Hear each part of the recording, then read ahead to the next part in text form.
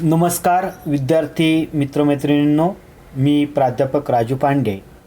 आपण introduction to constitution, भारतीय संविधानाचा परिचय किंवा भारतीय संविधानाची ओळख हा जो क्रेडिट कोर्स आहे, यामध्ये भारतीय संविधानाचा जो काही सरनामा आहे किंवा भारतीय संविधानाच्या सरनाम्याचं जे काही तत्वज्ञान आहे, तर याच्याबद्दलची चर्चा ही आपण करत आहोत. आणि आज आपण भारतीय राज्यव्यवस्थेचे जे काही उद्दिष्ट आहे, तर ह्याच्याबद्दलची चर्चा ही आपण करणार आहोत. आणि म्हणून आपण जेव्हा भारतीय सरनाम्याच्या बद्दलची चर्चा त्या ठिकाणी करत असताना जी काही उद्दिष्ट भारतीय राज्यसंस्थेची त्या ठिकाणी भारतीय सरनाम्याच्या तत्वज्ञानामध्ये समाविष्ट झालेली आहेत.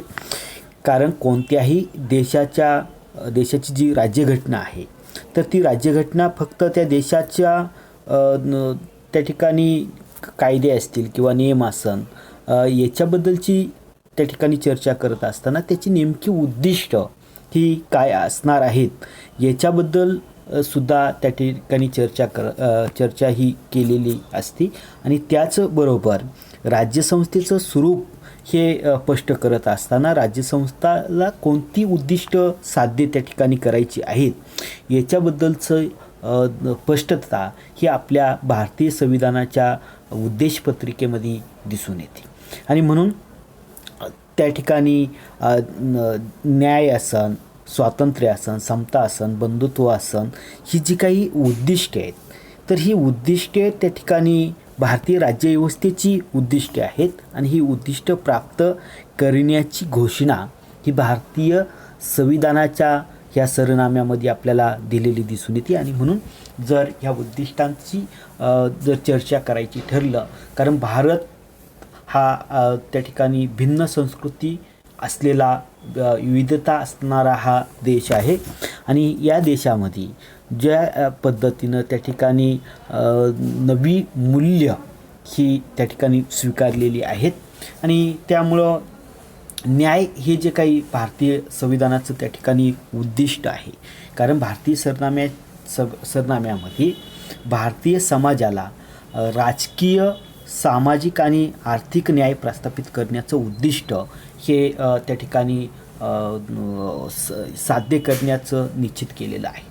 कारण भारत हा त्या ठिकाणी स्वतंत्र होण्याच्या पूर्वी भारतामध्ये ज्या पद्धतीनं राजकीय अधिकार हे भारतीयांचे नाकारले गेलेले होते, त्याच पद्धतीनं सामाजिक अधिकार हे पिढ्यानपिढ्या त्या ठिकाणी भारतीय समुदायाचे नाकारलेले होते. आणि म्हणून भारतीय समाजाला त्या ठिकाणी सामाजिकदृष्ट्या, आर्थिकदृष्ट्या आणि राजकीयदृष्ट्या त्या ठिकाणी न्याय मिळवून देण्याच्यासाठीचं एक महत्त्वाचं आव्हान आणि एक उद्दिष्ट म्हणून त्या ठिकाणी न्यायाच्या तत्त्वाचा स्वीकार हा केलेला आपल्याला दिसून येतो. कारण भारतीय समाजामध्ये असणारी जी काही प्रचंड प्रमाणातली जी विषमता आहे, जे शोषण आहे किंवा ज्या प्रकारे मनमानी त्या ठिकाणी केली जाते, भेदभावाची वागणूक ही त्या ठिकाणी दिली जात होती, तर याचं उच्चाटन त्या ठिकाणी करण्यासाठी सर्व व्यक्तींना त्या ठिकाणी सत्ता, प्रतिष्ठा आणि संपत्ती याच्या समान वाटपाची हमी ही ह्या न्यायाच्या तत्वामध्ये आधीत केलेली आपल्याला त्या ठिकाणी दिसून येते. कारण आपण पाहतो की भारतीय समाज यामध्ये प्रचंड प्रमाणात त्या ठिकाणी विषमता ही होती, सामाजिक विषमता त्या ठिकाणी मोठ्या प्रमाणात होती, भेदभावाची वागणूक त्या ठिकाणी दिली जात होती. आणि अशा समाजाला आणि असा देश त्या ठिकाणी स्वयंपूर्ण बनवत असताना न्यायाची भूमिका ही भारतीय संविधानकर्त्यांनी त्या ठिकाणी घेतलेली आपल्याला दिसून येते. आणि म्हणून खऱ्या अर्थाने त्या ठिकाणी स्वातंत्र्य असन, समता असन, बंधुत्व असन, ही जी तत्त्वं आहेत, ही तत्त्व फ्रेंच राज्यक्रांतीमधून आपण घेतली असं आपण मानतो. परंतु त्याच्याही पूर्वी जर आपण पाहिलं तर आपल्या असं लक्षात येईल की भारतीय जे काही विचारप्रणाली आहे, या देशामध्ये एक वेगवेगळ्या विचारांचे जे प्रभाव आहेत, तर त्याच्यामध्ये त्या ठिकाणी ह्या मूल्यांची रुजवणूक ही केलेली आपल्याला त्या ठिकाणी दिसून येते. आणि म्हणून बौद्ध तत्वज्ञान त्या ठिकाणी असेल किंवा जैन तत्वज्ञान असेल किंवा त्या ठिकाणी बसवेश्वरांचं तत्वज्ञान असेल, चक्रधरांचं तत्वज्ञान असेल किंवा संत संप्रदायाचं तत्वज्ञान असेल, या तत्वज्ञानामध्ये या मूल्यांची रुजवणूक ही यापूर्वीच भारतीय समाजामध्ये केलेली होती आणि त्याच्यासाठीचा जो संघर्ष आहे तो सातत्याने त्या ठिकाणी घडत होता. आणि म्हणून स्वातंत्र्य, समता आणि बंधुत्व याच्यामध्ये समन्वय घालण्याचं काम त्या ठिकाणी न्यायाच्या मूल्याच्या माध्यमातून त्या ठिकाणी केलेलं आपल्याला दिसून येतं. आणि म्हणून जर आपण पाहिलं तर आपल्या असं लक्षात येईल का असा न्याय आधारित त्या ठिकाणी समाज निर्माण करायचा की प्रत्येक व्यक्तीला न्याय मिळेल याची हमी ही राज्यसंस्थेने त्या ठिकाणी दिलेली आपल्याला दिसून येते. आणि म्हणून प्रत्येक भारतीय व्यक्तीला आपलं जीवन जगत असताना सामाजिक, आर्थिक आणि राजकीय जीवनामध्ये त्या ठिकाणी न्यायाची जी बूज आहे ती राखली जाईल आणि याची हमी ही राज्यसंस्थेने त्या ठिकाणी दिलेली आहे. आता हे जे न्यायाचं मूल्य आहे हे न्यायाचं मूल्य अतिशय व्यापक असं मूल्य आहे. कारण भारतीय समाज हा त्या अर्थाने म्हणजे सामाजिकदृष्ट्या आणि राजकीयदृष्ट्या, आर्थिकदृष्ट्या न्यायापासून वंचित राहिलेला होता. त्या समाजाला न्याय त्या ठिकाणी मिळवून देण्यासाठीची भूमिका ही भारतीय राज्यसंस्थेने घेतलेली आपल्याला दिसून येईल. आणि म्हणून विद्यार्थी मित्रांनो, आपण ही गोष्ट सातत्याने त्या ठिकाणी लक्षात घेतली पाहिजे की हे उद्दिष्ट भारतीय राज्यव्यवस्थेचं उद्दिष्ट आहे आणि ते भारतीय संविधानाच्या सरनाम्यामध्ये स्पष्टपणाने त्याचा उल्लेख हा केलेला आहे. आणि म्हणून न्यायाचं जे तत्त्व आहे हे मूल्य त्या ठिकाणी भारतीय राज्यव्यवस्थेने स्वीकारलेलं आपल्याला दिसून येतं. त्याच्यानंतरचा दुसरा जो मुद्दा आहे तो म्हणजे स्वातंत्र्य. आता भारतीय राज्यघटनेमध्ये त्या ठिकाणी प्रत्येक व्यक्तीला विचाराचं स्वातंत्र्य, अभिव्यक्तीचं त्या ठिकाणी स्वातंत्र्य, आपल्याला त्या ठिकाणी धार्मिक स्वरूपाचं स्वातंत्र्य, आपल्याला ज्या प्रकारचा आचार विचार प्रसार करण्याचं स्वातंत्र्य हे त्या ठिकाणी दिलेले आहे. आणि म्हणून भारतीय राज्यघटनेच्या मूलभूत अधिकारांमध्ये त्या ठिकाणी स्वातंत्र्याच्या बद्दलची स्पष्टता ही पूर्णपणे त्या ठिकाणी दिलेली किंवा भारतीयांना प्रत्येक भारतीय नागरिकाला स्वातंत्र्याचं मूल्य हे बहाल केलेले आहे. त्याचा एक मूलभूत हक्क म्हणून ते स्वातंत्र्याचं मूल्य हे बहाल केलेलं आपल्याला त्या ठिकाणी दिसून येतं. आणि म्हणून कारण काय आहे की स्वातंत्र्याशिवाय कारण इतके वर्ष सामाजिकदृष्ट्या आणि राजकीयदृष्ट्या भारतीय समाज एक अर्थाने स्वातंत्र्यापासून वंचित होता.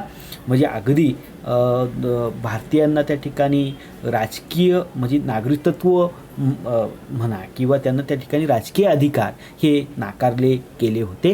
आणि सामाजिकदृष्ट्या जी काही या देशामध्ये असणारी जी काही वर्ण व्यवस्थेची उतरंड आहे, जातीय व्यवस्थेची उतरंड आहे किंवा धार्मिकतेची जी उतरंड आहे त्याच्यामध्ये सातत्याने काही समूह घटकांना त्या ठिकाणी वगळण्याचं काम केलं होतं, त्यांना दुय्यम ठरवण्याचं काम केलं होतं किंवा त्यांना त्या ठिकाणी कमी लेखलं गेलेलं होतं, बहिष्कृत केलं होतं. आणि म्हणून स्वातंत्र्य याची जी काही स्वातंत्र्याची जी काही दाहकता आहे किंवा स्वातंत्र्याचं जे मूल्य आहे ते मूल्य त्या ठिकाणी प्राप्त होणं आणि प्रत्येक भारतीय नागरिकाला आपल्या स्वातंत्र्याचा उपभोग त्या ठिकाणी घेता येणं याच्यासाठी हे जे मूल्य आहे ते भारतीय राज्यव्यवस्थेचं एक उद्दिष्ट म्हणून त्याच्याकडं पाहिलं जातं. कारण प्रत्येक व्यक्तीचा जर त्याला त्याचा सर्वांगीण विकास करायचा असेल तर त्याच्या सर्वांगीण विकासासाठी त्या ठिकाणी स्वातंत्र्याचं मूल्य हे आवश्यक आहे. कारण त्याला जर व्यक्तीला त्याचं स्वातंत्र्य त्या ठिकाणी बहाल केलं नाही तर व्यक्ती कोणत्याही प्रकारची जी काही त्याला करायची कृती आहे तर ती त्या ठिकाणी त्याला मिळणारी जी संधी आहे तर तिचा उपभोग हा त्या ठिकाणी घेऊ शकत नाही. आणि व्यक्ती स्वातंत्र्याशिवाय व्यक्तीचा विकास हा अशक्य आहे. आणि म्हणून या विषयावर म्हणजे स्वातंत्र्य या मूल्याची चर्चा जेव्हा त्या ठिकाणी संविधान सभेसमोर झाली, त्यावेळेस संविधान सभेच्या सर्व सदस्यांनी स्वातंत्र्याच्या मूल्याच्याबद्दलची जी काही समीक्षा केली, त्याच्याबद्दलची चर्चा त्या ठिकाणी केली आणि सर्वजण स्वातंत्र्याच्या मूल्याच्या बाबत सहमत झालेले आपल्याला त्या ठिकाणी दिसून येतात. आणि म्हणून भारतीय स्वातंत्र्याच्या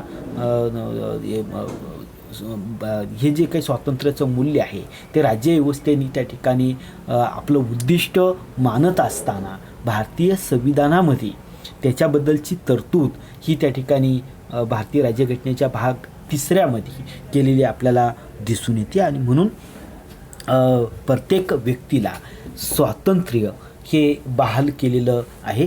त्याच्यानंतरचा मुद्दा जो आहे तो म्हणजे समता. आता स्वातंत्र्याच्या तत्वाला त्या ठिकाणी जर अर्थपूर्णता त्या ठिकाणी प्राप्त करून द्यायची असेल तर समतेचं तत्व हे तितकंच महत्त्वाचं आहे. समतेशिवाय स्वातंत्र्य हे अपूर्ण आहे आणि स्वातंत्र्याशिवाय समता ही त्या ठिकाणी अपूर्ण आहे. आणि म्हणून हे स्वातंत्र्य आणि समता ह्या एकमेकाच्या विरोधात नाहीत, तर त्या एकमेकाला पूरक स्वरूपाच्या आहेत. आणि म्हणून स्वातंत्र्याच्या तत्वाबरोबरच समतेच्या तत्वाचा स्वीकार हा त्या ठिकाणी केलेला आहे. आणि म्हणून समता हा या शब्दाचा अर्थ घेत असताना त्या ठिकाणी शब्दशः समता हा अर्थ म्हणजे सगळ्यांना सगळं काही समान असं नाही, तर समानांना समान आणि असमानांना असमान असं हे जे काही समतेचं तत्व आहे, म्हणजे सब घोडे 12% असं नाही. कारण जे काही समानतेचं तत्व त्या ठिकाणी स्वीकारलं गेलं तर ते म्हणजे एक छापी अशा स्वरूपाचं त्या ठिकाणी नाही, किंवा एखादा कायदा केला तर तो सगळ्यांना समान अशा पद्धतीचं नाही, तर असमानांना सुद्धा त्या ठिकाणी असमान न्याय हा झाला पाहिजे. आणि म्हणून आरक्षणाचं जे तत्व आहे तर त्या आरक्षणाचं तत्व आपण स्वीकारलं. त्याच्याबद्दल जर आपण पाहिलं की भारतामध्ये म्हणजे भारत स्वतंत्र होण्याच्या अगोदर आपल्या संस्थानामध्ये कोल्हापूरला राजश्री शाहू महाराजांनी त्या ठिकाणी बहुजन समाजाला 50% आरक्षण त्या ठिकाणी दिलं. तर त्यावेळेस प्रचंड प्रमाणात गदारोळ झाला, त्याला विरोध त्या ठिकाणी झाला. तेव्हा त्यांनी त्यांच्या कारभाऱ्यांना त्या ठिकाणी हे पटवून देत असताना त्यांनी घोड्याच्या पागेमध्ये त्या ठिकाणी नेलं आणि त्यामध्ये मोकळ्या भागामध्ये त्या ठिकाणी घोड्यांना सोडलं असताना एका घोड्याचा त्या ठिकाणी पायी बांधलेले होते आणि खाद्य टाकलेलं असताना तो घोडा उशिरा तिथपर्यंत पोहोचला आणि म्हणून त्याला ते खाद्य खाता आलं नाही. आणि हे तत्व जे आहे तर हे तत्व खऱ्या अर्थाने समतेचं तत्व आहे का ज्यांना त्या ठिकाणी जो समुदाय हा मुख्य प्रवाहामध्ये आला नाही त्याला मुख्य प्रवाहामध्ये आणण्यासाठी वेगवेगळ्या प्रकारच्या अटी शर्ती, वेगवेगळ्या प्रकारच्या योजना हे त्या ठिकाणी राबवल्या पाहिजे. आणि त्याच्यासाठीच आरक्षणाचं तत्व हे त्या ठिकाणी आणलं गेलेलं आपल्याला दिसून येतं. आणि म्हणून समता हे मूल्य त्या ठिकाणी भारतीय संविधानामध्ये त्याचं जे उद्दिष्ट आहे, भारतीय संविधानाच्या सरनाम्यामध्ये समतेच्या तत्वाचा स्वीकार हा केलेला असताना त्या ठिकाणी प्रत्येक व्यक्तीला दर्जाची आणि संधीची समानता त्या ठिकाणी प्राप्त झाली पाहिजे. आणि समाजातील प्रत्येक घटकाला सामाजिक, आर्थिक आणि राजकीय समता ही प्राप्त त्या ठिकाणी झाली पाहिजे. कारण भारतीय समाजामध्ये असणारी सामाजिक, आर्थिक, राजकीय विषमता नष्ट करण्यासाठी सर्व समाज घटकांमध्ये एक समान धागा जर निर्माण करायचा असेल, एक समान पातळीवर सर्व समूह घटकांना आणायचं असेल तर समतेचं तत्व हे त्या ठिकाणी अतिशय महत्त्वाचं आहे. त्या तत्वाशिवाय भारतीय स्वातंत्र्याचा खरा अर्थ त्या ठिकाणी पूर्ण होऊ शकत नाही. आणि म्हणून स्वातंत्र्य म्हणजे समतेशिवाय स्वातंत्र्य हे अशक्य त्या ठिकाणी आहे. आणि म्हणून समतेच्या तत्वाचा स्वीकार हा भारतीय राज्यव्यवस्थेचं एक उद्दिष्ट म्हणून भारतीय सरनाम्यामध्ये त्या ठिकाणी त्याचं प्रतिबिंब त्या ठिकाणी हे मूल्य म्हणून स्वीकारलेलं आपल्याला दिसून येतं. त्याच्यानंतरचं पुढचं जे मूल्य आहे ते म्हणजे बंधुता. आता ज्याप्रमाणे स्वातंत्र्य, समता आणि बंधुत्व ही जी 3 मूल्ये आहेत, तर ह्या तिन्ही मूल्यांचा आपण त्या ठिकाणी स्वीकार केला. कारण स्वातंत्र्य आणि समता जर तुम्हाला प्रस्थापित करायची असेल तर त्याच्या जोडीला त्या ठिकाणी बंधुत्व ही जे मूल्य आहे तर ते त्या ठिकाणी असलं पाहिजे. कारण घटनाकर्त्यांना हे मूल्य अतिशय महत्त्वाचं त्या ठिकाणी वाटलं. कारण त्याचं असं आहे की जर समाजामधल्या समाजामधल्या वेगवेगळ्या घटकांमध्ये, सदस्यांमध्ये भावनिक बंध जर त्या ठिकाणी निर्माण झाला नाही, आपलेपणाची भावना ही त्या ठिकाणी निर्माण झाली नाही, तर खऱ्या अर्थाने राष्ट्र नावाची ही जी संकल्पना आहे तर तिचं संक्रमण त्या ठिकाणी होणार नाही. आणि म्हणून आम्ही सर्व भारतीय ही जी काही भावना आहे तर ती भावना ही त्या ठिकाणी महत्त्वाची आहे. आणि ती भावना निर्माण होण्यासाठी बंधुत्वाची जी संकल्पना आहे ती बंधुत्वाची संकल्पनेला त्या ठिकाणी खऱ्या अर्थाने बंधुत्वाची संकल्पना साकार झाली असं म्हणू शकू. आणि राष्ट्र उभारणीसाठी ते सगळ्यात महत्त्वाचं त्या ठिकाणी आहे. याच्यासाठी ही गोष्ट आपण लक्षात घेतली पाहिजे की जर तुम्हाला चांगल्या पद्धतीचं राष्ट्र, सर्वांगीण विकासाच्या बाजूचं राष्ट्र जर निर्माण करायचं असेल तर व्यक्तिमध्ये बंधुत्व हे त्या ठिकाणी निर्माण होणं हे महत्त्वाचं आहे. आणि म्हणून आपण जेव्हा असं म्हणतो की आम्ही सर्व भारतीय नागरिक त्या ठिकाणी ही संविधान त्या ठिकाणी स्वीकृत करतो, अंगीकृत करतो आणि स्वतःप्रत त्या ठिकाणी अर्पित करतो. आम्ही सर्व बंधू आहोत, आम्ही सर्व एक आहोत. हे जे एकतेचं तत्त्व आहे तर हे व्यक्तीचं तत्त्व, एकात्मतेचं तत्त्व हे त्या ठिकाणी राष्ट्राला एकात्मता निर्माण करण्यासाठी बंधुत्वाच्या तत्त्वाचा सगळ्यात मोठा वाटा हा त्या ठिकाणी आहे. आणि म्हणून त्या अर्थाचा, आपलेपणाचा भावनिक बंध हा निर्माण होणं हे खऱ्या अर्थाने भारतीय राज्यव्यवस्थेचं एक महत्त्वाचं उद्दिष्ट असलेलं आपल्याला त्या ठिकाणी दिसून येतो. आता याच्यानंतरचं जे तत्त्व आहे ते म्हणजे व्यक्ती प्रतिष्ठा. आता आपण पाहिलं की त्या ठिकाणी व्यक्तीला जर स्वातंत्र्य जर दिलं नाही तर त्या ठिकाणी समान समाज त्या ठिकाणी निर्माण होणार नाही, त्याच्यामध्ये बंधुत्वाचं नातं त्या ठिकाणी निर्माण होणार नाही. आणि म्हणून लोकशाही व्यवस्थेमध्ये ह्या मूल्याला खूप महत्त्व आहे की व्यक्तीची प्रतिष्ठा ही राखली गेली पाहिजे, व्यक्तीची गरिमा ही त्या ठिकाणी राखली गेली पाहिजे, व्यक्तीचा सन्मान हा त्या ठिकाणी केला गेला पाहिजे, व्यक्तीचं अस्तित्व हे त्या ठिकाणी मान्य केलं पाहिजे. कारण भारतीय समाजामध्ये व्यक्तीला त्या ठिकाणी अजिबात महत्त्व नव्हतं. आजपर्यंत भारतीय समाजामध्ये वर्णव्यवस्था असन, जातव्यवस्था असन किंवा धर्मव्यवस्था असन तर याच्या आधारेच त्या ठिकाणी व्यक्तीचं मूल्यमापन हे होत होतं. परंतु भारत स्वतंत्र झाल्यानंतर व्यक्तीची जी काही व्यक्तीला जी काही प्रतिष्ठा नव्हती, म्हणजे अगदी आपल्याकडं पशुपक्ष्यांना त्या ठिकाणी देवाचं रूप त्या ठिकाणी मानलं गेलं आणि त्यांची सेवा ही केल्याने पुण्य मिळतं अशा प्रकारची मांडणी त्या ठिकाणी केली गेली. परंतु ह्याच देशामध्ये माणसाला माणूस म्हणून त्या ठिकाणी वागवलं गेलं नाही आणि बहुसंख्य लोकांना त्या ठिकाणी बहिष्कृत हे या समाजव्यवस्थेने, धर्मव्यवस्थेने त्या ठिकाणी केलं. आणि म्हणून जर खऱ्या अर्थाची जर समता आणि स्वातंत्र्य प्रस्थापित करायचं असेल, बंधुभावाचं नातं जर निर्माण करायचं असेल तर व्यक्तीची प्रतिष्ठा ही त्या ठिकाणी लक्षात घेतली पाहिजे. आणि ती लक्षात घेता असताना समानतेच्या तत्त्वावर त्याचा विचार हा त्या ठिकाणी केला पाहिजे. कारण कोणतीही व्यक्ती ही कोणत्याही जातीची असो, धर्माची असो, प्रांताची असो, वर्गाची असो किंवा लिंगाची असो किंवा तिची भाषा कोणतीही त्या ठिकाणी असो, याच्यावरून कोणत्याही प्रकारचा भेदभाव हा त्या ठिकाणी केला जाणार नाही.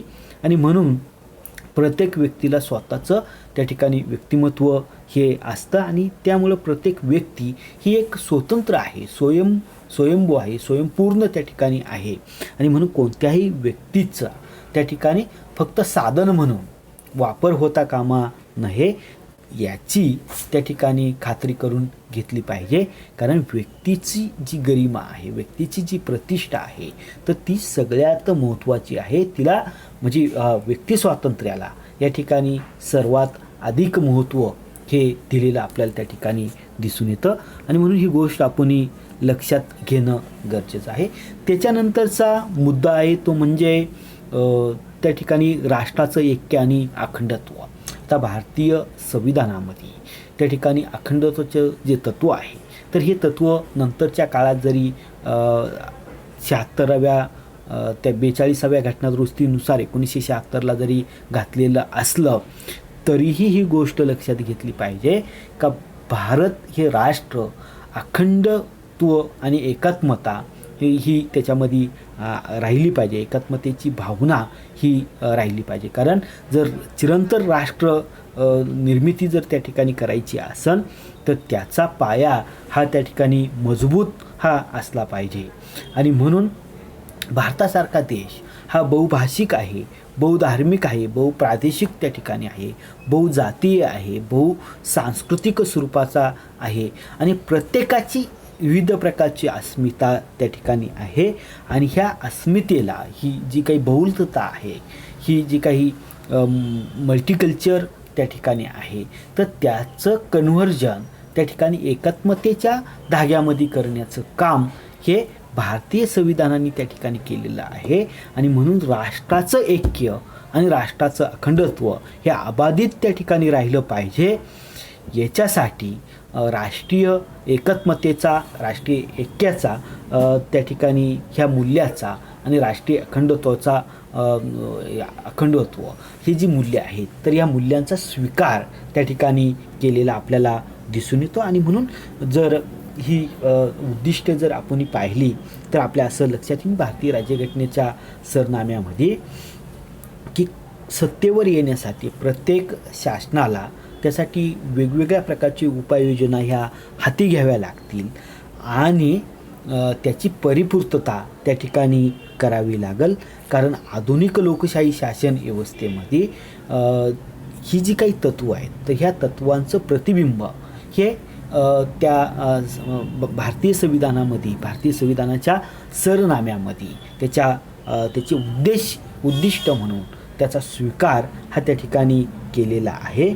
आणि म्हणून लोकशाही शासन व्यवस्थेचा व्यवहार हा त्या ठिकाणी लोककल्याणकारी, विधायक स्वरूपाचा आणि जनसामान्यांच्या बाजूचा त्या ठिकाणी असला पाहिजे. अशा प्रकारची अपेक्षा ह्या भारतीय सरनाम्याच्या पत्रिकेमध्ये, तिच्या उद्दिष्टामध्ये त्या ठिकाणी प्रतिबिंबित झालेली आपल्याला त्या ठिकाणी दिसून येते.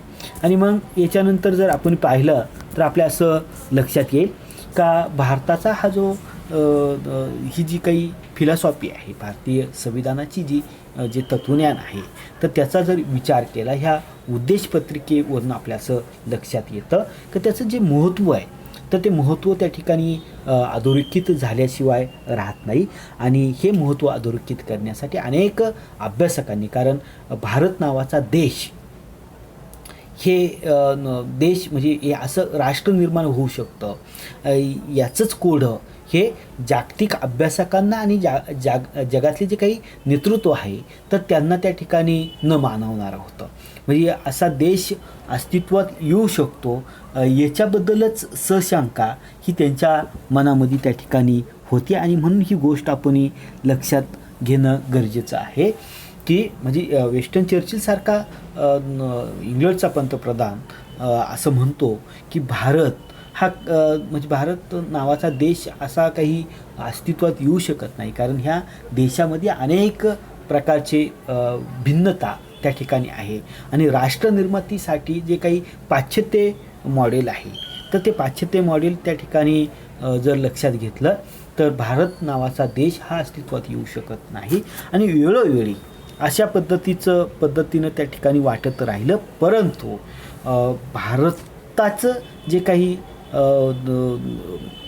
उद्दिष्ट, भारतीय राज्यव्यवस्थेने स्वीकारलेली जी उद्दिष्ट आहेत, त्या उद्दिष्टांचा जर आपण विचार केला, तर आपल्या असं लक्षात येईल की भारत नावाचा हा देश हा आजही एक संघ राहू शकला, कारण राष्ट्राची एकात्मता, राष्ट्राचं अखंडत्व हे ज्या मूल्यांवर आधारित आहे आणि त्याच्यासाठी राज्यसंस्था म्हणून ज्या प्रकारचे प्रयत्न त्या ठिकाणी केले जातात, जनता म्हणून ज्या प्रकारचे प्रयत्न त्या ठिकाणी केले जातात आणि ही जी काही बंधुभावाची जी काही त्या ठिकाणी मूल्य आहे, स्वातंत्र्याचं मूल्य आहे, समतेचं मूल्य आहे, न्यायाचं त्या ठिकाणी मूल्य आहे, त्याच्यामधनं हे राष्ट्र हे त्या ठिकाणी उभं राहिलं. ह्या राष्ट्राच्या ह्या मूल्यांचं जे काही तत्वज्ञान आहे हे भारतीय समाजामध्ये त्या ठिकाणी समरस होत राहिलं, त्या ठिकाणी ते पाझरत राहिलं आणि एक अखंड भारतीय समाज हा त्या ठिकाणी निर्माण होऊ शकला. आणि म्हणून भारतीय सरनाम्याचं जे महत्त्व आहे ते महत्त्व हे वाखाणण्यासारखं आहे, ते त्या ठिकाणी दुर्लक्षित करून चालणार नाही. आणि म्हणून वेगवेगळ्या अभ्यासकांनी भारतीय संविधानाच्या ह्या सरनाम्याबद्दल काही विधानं त्या ठिकाणी केलेली आहे. याच्यामध्ये पंडित ठाकूरदास भार्गव नावाचे जे काही अभ्यासक आहेत तर ते असं म्हणतात की भारताचा सरनामा हा या राज्यघटनेचा त्या ठिकाणी आत्मा आहे. भारतीय संविधानाची ती एक गुरुकिल्ली आहे आणि हे संविधान एक अशा प्रकारचं सुवर्णरत्न त्या ठिकाणी आहे आणि म्हणून संविधानाची मूल्य त्या ठिकाणी जोखू शकणारं ते त्या ठिकाणी एक मापदंड आहे, म्हणजे एक निकष आहे, एक सर्वोच्च असं अशा पद्धतीचं हे ही सरनाम्याची चौकट ही भारतीय संविधानकर्त्यांनी त्या ठिकाणी भारतीयांना बहाल केलेली आहे. त्याच्यानंतर सर अर्नेस्ट बाकर नावाचे पाश्चात्य अभ्यासक आहेत, तर ते तर भारतीय संविधानाने इतके प्रभावित झाले, भारतीय संविधानाचा जो काही त्यांनी ही उद्देशपत्रिका पाहिली आणि त्यांना इतकी ती त्या ठिकाणी प्रभावित करून गेली की त्यांनी एक पुस्तक लिहिलं होतं, सामाजिक आणि राजकीय सिद्धांताची मूलतत्व, principle of political and sociological theories. हे 1951 साली त्यांनी ते पुस्तक लिहिलं. ह्या पुस्तकामध्ये त्यांनी अभिजात ग्रंथ ह्या पुस्तकामध्ये ह्या पुस्तकाची जी काही उद्देशपत्रिका आहे तर त्या मुखपृष्ठावर ह्या भारतीय संविधानाचा सरनामा त्या ठिकाणी छापला आणि त्याने असं मत नोंदवलं की भारतीय राज्यघटनेचा सरनामा ही एक अतिशय महत्त्वपूर्ण अशी बाब त्या ठिकाणी आहे. त्याच्यानंतर हिदायतुल्ला नावाचे जे काही संविधान सभेचे एक सदस्य होते तर त्यांनी असं म्हटलं की भारतीय संविधानाचा सरनामा हा आपल्या संविधानाचा आत्मा असून तो राजकीय समाजाच्या प्रारूपाचं कथन करतो. म्हणजे कशा प्रकारचा भारतातला राजकीय समाज असणार आहे त्याचं चित्र ह्या भारतीय संविधानाच्या सरनाम्यामध्ये आलेलं आहे. त्याच्यानंतर KM मुन्शी हे भारतीय संविधानाबद्दल असं म्हणतात की भारतीय हा जो सरनामा म्हणजे त्या ठिकाणी भारतीय घटना जाणून घेण्यासाठी आवश्यक असणारी एक राजकीय दृष्टी पुरवतो, कारण आपल्याला जी नजर आहे ती नजर देण्याचं काम हे त्या ठिकाणी भारतीय संविधानाच्या या सरनाम्याने केलेलं आहे. आणि म्हणून भारतीय सरनाम्यामधून आपल्याला सामाजिक, राजकीय, नैतिक, आर्थिक तत्वज्ञानाची पायाभरणी ही केलेली दिसून येते. त्याच्यामध्ये वेगवेगळ्या मूल्यांचा स्वीकार हा त्या ठिकाणी केलेला दिसून येतो आणि म्हणून ह्या घटनाकारांनी अतिशय प्रगल्भ अशी दूरदृष्टी ठेवून हे संविधान त्या ठिकाणी निर्माण केलेलं आहे आणि त्यामुळं विद्यार्थी मित्रांनो याचं महत्त्व हे द्विगुणित झाल्याशिवाय त्या ठिकाणी राहत नाही. आता त्याच्यानंतर भारतीय संविधानाचं जे तत्वज्ञान आहे तर त्या तत्वज्ञानाचा जर आपण विचार केला तर आपल्या असं लक्षात येईल की ही जी मूल्य आहे, ही जी उद्दिष्टे आहेत तर ह्या उद्दिष्टांच्या अनुषंगाने भारतीय संविधानाचं तत्वज्ञान हे त्या ठिकाणी प्रतिबिंबित झालेलं आपल्याला दिसून येतं. कारण कोणत्याही देशाचं संविधान हे फक्त केवळ कायदे, नियम किंवा अधिकाराचं वाटप याच्यापुरतं ते सीमित त्या ठिकाणी नसतं, तर ह्या देशाचा भावी समाज कसा असणार आहे, त्याची काय कोणत्या प्रकारचे आदर्श त्या ठिकाणी असणार आहेत, याची जी काही ताळेबंद मांडण्याचं काम हे भारतीय संविधानाच्या सरनाम्याच्या तत्वज्ञानामधून आपल्याला अभिप्रेत आहे.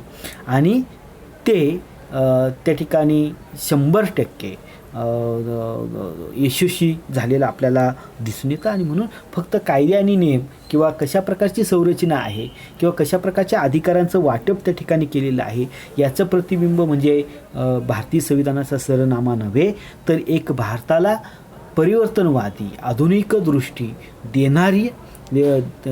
देणारी मूल्य ही या भारतीय संविधानाच्या सरनाम्याने त्या ठिकाणी दिलेली आहे. आणि त्यामुळं त्याचं तत्त्वज्ञान एक प्रचंड प्रमाणात आपल्याला असं दिसून येईल की त्याचं वेगळेपण हे भारतीय समाजाच्या जनमनावर गारूड करताना आपल्याला त्या ठिकाणी दिसून येईल. आणि म्हणून ज्यावेळेस भारतीय संविधान बनत होतं त्यावेळेस अनेक विचारप्रवाहांचं आपल्याला माहिती आहे की अनेक देशांच्या राज्यघटनेचा अभ्यास त्या ठिकाणी केला गेला. अनेक देशांच्या राज्यघटना ह्या कशा पद्धतीनं त्यातली जी काही चांगली मूल्ये असतील तर त्या चांगल्या मूल्यांचं त्या ठिकाणी मूल्यांचा परिपाक हा आपल्या संविधानामध्ये त्या ठिकाणी घेतला गेला. आणि म्हणून अनेक आदर्श असतील, अनेक मूल्ये असतील तर त्यांचा स्वीकार हा आपणही त्या ठिकाणी केला. आणि म्हणून जेव्हा भारताची राज्यघटना बनत होती त्यावेळेस उदारमतवादी भांडवलशाही भांडवली लोकशाही एक मॉडेल आपल्यासमोर त्या ठिकाणी होतं. त्याचबरोबर सोव्हिएत रशिया प्रेरित समाजवादी राजवटीचं एक मॉडेल आपल्यासमोर होतं. आणि तिसरं गांधीवादी राज्यव्यवस्थेचं मॉडेल आपल्यासमोर होते. असे 3 पर्याय आपल्याकडं उपलब्ध होते, परंतु आपणही यातल्या एकाही पर्यायाचा परिपूर्ण जसाच्या तसा स्वीकार त्या ठिकाणी केलेला नाही. कारण भारतीय समाजाच्या ज्या काही आवश्यकता आहेत, गरजा आहेत, त्यांची जी मनोभूमिका आहे ह्या सगळ्याचा विचार करून आपणही आपला भारतीय समाज हा त्या ठिकाणी समृद्ध समाज निर्माण करण्याचं काम हे केलेलं आहे.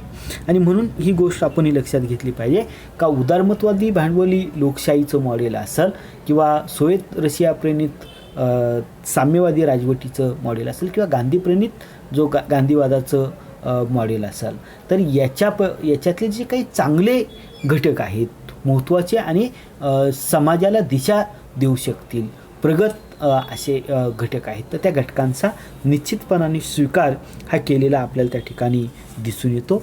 आणि म्हणून त्या अर्थाने ह्या तिन्ही तत्वांचा ह्या तिन्ही व्यवस्थांकडे पाहण्याचा जो दृष्टिकोन होता त्याच्यातली जी चांगली मूल्ये आहेत त्या चांगल्या मूल्यांचा स्वीकार हा भारतीयांनी त्या ठिकाणी केलेला आपल्याला दिसून येतो. आणि म्हणून प्रचंड प्रमाणामध्ये भारतीय समाजाने त्याच्याबद्दलची ज्या अपेक्षा होत्या त्या अपेक्षांची परिपूर्तता करता येईल अशा पद्धतीचं तत्त्वज्ञान हे विकसित झालेलं आपल्याला दिसून येतं. कारण भारतीय समाजामध्ये अनेक प्रकारच्या ज्या काही विषमता त्या ठिकाणी होता, शोषण त्या ठिकाणी होत होतं किंवा अन्याय अत्याचार त्या ठिकाणी होत होते, मग ते सामाजिकदृष्ट्या असतील किंवा आर्थिक न्यायाच्या बाबतीत असतील तर ते मिटवण्यासाठी ते संपुष्टात त्या ठिकाणी आणण्यासाठी महत्त्वपूर्ण भूमिका ही ह्या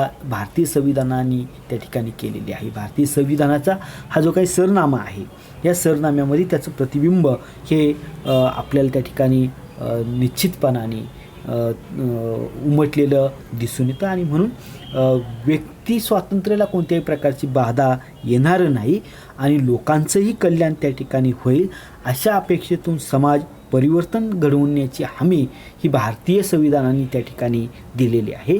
त्याचबरोबर त्या ठिकाणी भारतीय राज्यघटनेचे अभ्यासक ग्रेनविल ऑस्टिन नावाचे जे अभ्यासक आहेत तर त्या अभ्यासकांनी भारतीय संविधानाच्या बद्दलची जी काही तत्त्वज्ञानात्मक मांडणी ही केलेली आहे.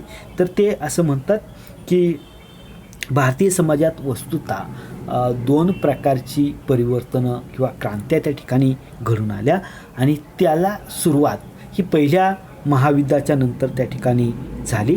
एक म्हणजे त्या ठिकाणी देशाला स्वातंत्र्य मिळालं पाहिजे, राष्ट्रीय चळवळ ही अधिक ॲग्रेसिव्ह झाली. पहिल्या महायुद्धाच्या नंतर आपल्याला माहिती आहे की 1914 ते 1919 पहिलं महायुद्ध त्या ठिकाणी झालं आणि पहिलं महायुद्ध संपुष्टात होत असताना 1920ला टिळक युगाचा असता आणि गांधी युगाचा उदय त्या ठिकाणी झाला आणि महात्मा गांधीजींच्या नेतृत्वाखाली जी सर्वव्यापी स्वातंत्र्याची चळवळ त्या ठिकाणी झाली. आणि म्हणून एक गोष्ट आपण लक्षात घेतली पाहिजे की ग्रॅन्युल ऑस्टिननी मांडलेलं जे मत आहे की राष्ट्रीय त्या ठिकाणी क्रांती ही घडून आली, राष्ट्रीय परिवर्तनासाठीचं काम त्या ठिकाणी घडलं गेलं. आणि दुसरी गोष्ट म्हणजे सामाजिक क्रांतीचा उद्घोष झालेला दिसून येतो. म्हणजे याच्या अगोदर खऱ्या अर्थाने त्याची सुरुवात महात्मा फुले यांनी त्या ठिकाणी केली किंवा राजाराम मोहन रॉय यांनी त्या ठिकाणी केली. परंतु भारतामध्ये 19व्या शतकाच्या पूर्वार्धामध्ये मोठ्या प्रमाणात आपल्याला असं दिसतं की सामाजिक सुधारणांचा आग्रह त्या ठिकाणी धरलेला आपल्याला त्या ठिकाणी दिसून येतो आणि त्याच्या माध्यमातून एक अविरतपणे काम करणं हे कसं महत्त्वाचं आहे. कारण आपण पाहिलं की भारताला स्वातंत्र्य मिळाल्यानंतर राजकीय सत्ता स्थापना आणि राजकीय कारभार त्या ठिकाणी चालू झाला. ते एक उद्दिष्ट जे होतं भारताच्या स्वातंत्र्याचं ते परिपूर्ण त्या ठिकाणी झालं. त्याचं प्रतिबिंब आपल्याला आपल्या संविधानामध्ये दिसतं. परंतु आजही सामाजिक सुधारणांची गरज का आहे? कारण समाजामध्ये वेगवेगळ्या प्रकारे त्या ठिकाणी सामाजिक उन्नती ला अडथळा निर्माण करणारे विक्षिप्त घटक त्या ठिकाणी जेव्हा डोकी वर काढतात तेव्हा त्या ठिकाणी राष्ट्राचं ऐक्य आणि राष्ट्राचं अखंडत्व जर तुम्हाला टिकून ठेवायचं असेल तर समाजामध्ये अविरतपणे अशा प्रकारची प्रक्रिया सामाजिक क्रांती घडवणं, त्याची घुसळण त्या ठिकाणी करणं हे महत्त्वाचं त्या ठिकाणी आहे. आणि म्हणून ग्रॅन्युल ऑस्टिननी मांडलेले जे काही दोन्हीही निकष आहेत किंवा दोन्ही जी काही मुद्दे त्यांची निरीक्षणं मांडली तर ती अतिशय महत्त्वाची त्या ठिकाणी आहेत. आता याच्यानंतर जर पुढची भारतीय संविधानाच्या तत्त्वज्ञानाची चर्चा जर आपण केली तर आपल्या असं लक्षात येईल की भारतीय राज्यघटनेची निर्मिती होत असताना त्या ठिकाणी गांधीवादाचा घटना निर्मितीच्या प्रक्रियेवर काही प्रभाव त्या ठिकाणी पडला. परंतु तो प्रभावाचं प्रमाण जे आहे ते अत्यंत अल्प आहे. कारण आपण साम्यवादी, उदारमतवादी आणि गांधीवादी जी तत्त्वप्रणाली आहे त्यांचा स्वीकार हा त्या ठिकाणी मार्गदर्शक तत्वांमध्ये केलेला आहे आणि त्याच्याबद्दल विस्ताराने आपण पाहणार आहोत. परंतु गांधीजींना जे वाटत होतं का भारतीय समाजव्यवस्था ही कशी असली पाहिजे, भारतीय राज्यव्यवस्था ही त्या ठिकाणी कशी असली पाहिजे आणि म्हणून गांधींनी आत्मकेंद्री विवेकावर त्या ठिकाणी आधारित एक आधुनिक सभ्यता असणारा समाज निर्माण करण्याच्या बाजूची पावलं त्या ठिकाणी उचललेली होती. त्या प्रकारचा विचार हा स्वतः महात्मा गांधीजी त्या ठिकाणी मांडत होते आणि त्यांचं असं मत होतं की केंद्रकारी किंवा दमनकारी आधुनिक राज्यसंस्था ही असता कामा त्या ठिकाणी नाही. त्यासाठी त्यांनी असं की भांडवलशाही जी व्यवस्था आहे तर तिलाही त्यांनी तिचीही परखड अशी समीक्षा त्यांनी हिंद स्वराज्य ह्या पुस्तकामध्ये केलेली आपल्याला दिसून येते.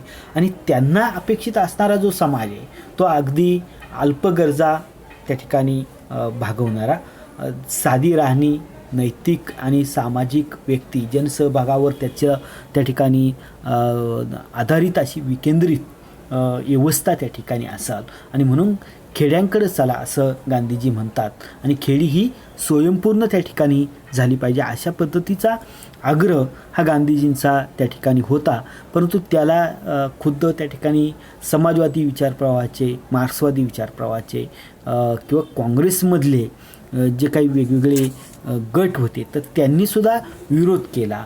आणि त्याचबरोबर डॉक्टर बाबासाहेब आंबेडकरांनी त्या ठिकाणी गांधीजींचं हे जे काही प्रारूप होतं तर त्या प्रारूपाला विरोध केलेला, आक्षेप घेतलेला त्या ठिकाणी दिसून येतो. आणि म्हणून आपल्याला असं दिसतं की गांधीजींचा भारतीय संविधानाच्या प्रारूपावर खूप कमी प्रभाव हा पडलेला त्या ठिकाणी दिसून येतो. आणि म्हणून जर ही गोष्ट आपण लक्षात घेतली की भारतीय संविधानामध्ये न्याय, स्वातंत्र्य, समता, बंधुत्व ही जी तत्त्व आहेत तर ह्या तत्त्वांना पुष्टी देत असताना पाश्चिमात्य जी काही भांडवली व्यवस्था होती किंवा सोव्हिएत युनियनची जी साम्यवादी व्यवस्था होती तर यांच्या पद्धतीनं ह्या मूल्यांकडं पाहिलं गेलं नाही किंवा ह्या तत्त्वांकडं पाहिलं गेलं नाही.